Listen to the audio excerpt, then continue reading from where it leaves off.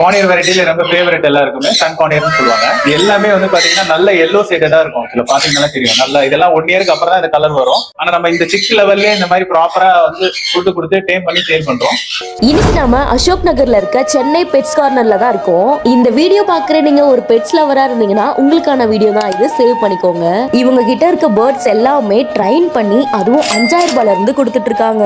இருக்கிறதுலே ரொம்ப பெரிய வெரைட்டி வந்து பாத்தீங்கன்னா ப்ளூ அண்ட் கோல்ட் மக்காவோ.